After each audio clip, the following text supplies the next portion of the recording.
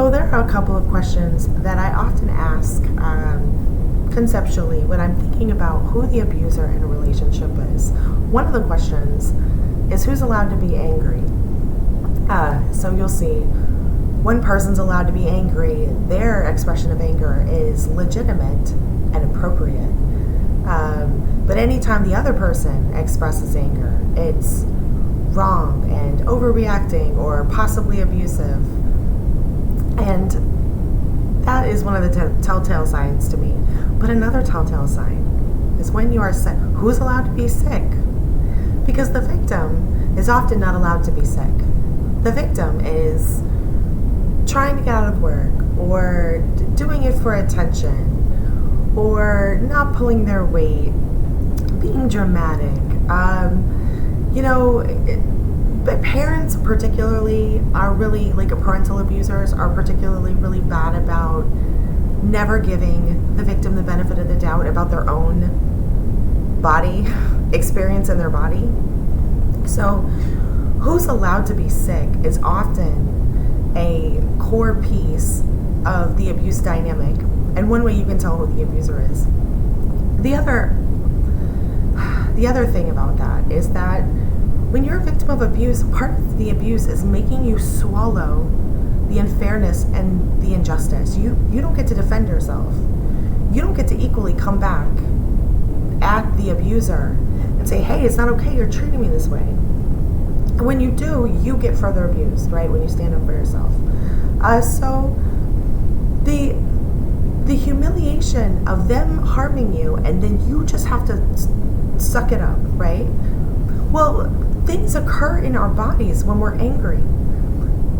We have an emotional, biological response. We're not just feeling people. It's not just this effervescent thing that occurs non-physically. When you feel feelings, you feel them in your body because your body is producing, hormones and whatever. So like your adrenaline's up, your cortisol's up, your this is up, your that is up.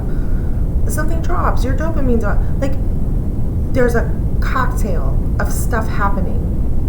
And when you are angry or when you're sad or happy, part of how we process those emotions is how we appropriately express them. So when we're angry and you are not allowed to pursue justice on your own behalf, you have to swallow that down.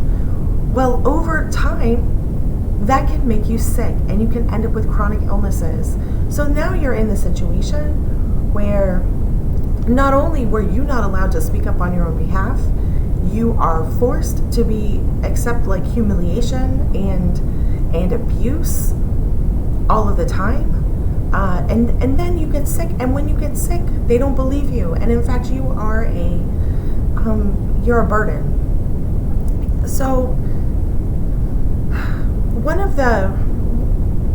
aside from asking, who's allowed to be angry, and then who's allowed to be sick, there's this quote from Francis M. Will Hoyt, and he was actually about politics. But this 100% applies to the abuse dynamic. So he's talking about a particular political belief structure ideology. But what he says is, it consists of exactly one proposition, to wit, there must be in-groups whom the law protects but does not bind, alongside out-groups who the law binds but does not protect. Right? And this is how the legalism of abusers is so apparent. Because when you're a victim and you're in a relationship with an abuser, oh my God, I don't have a mic. Whatever. When you're a victim in a relationship with an abuser, you are giving them the benefit of the doubt often because you love them. And so you're being generous with them and you're giving because that's fundamental to what true love is.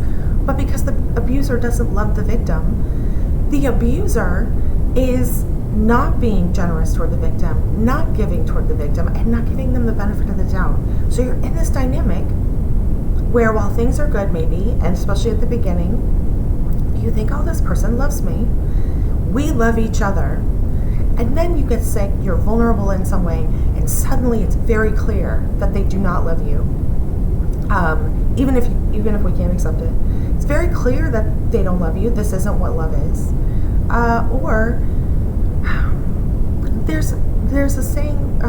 It's a Bible verse, but there's the saying of the verse is that to love other people as you love yourself. And very generous people will love people more than themselves. They'll love people instead of themselves. And so I feel like there's a group of people that has to learn to be less selfish. And there's a group of people who have to learn that they can't lack a self, that they have to be present in their life, in their mind, in their reality.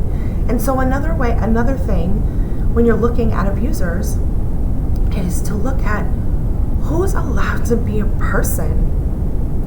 Anyway, I hope this makes sense, and I'll talk to you next time.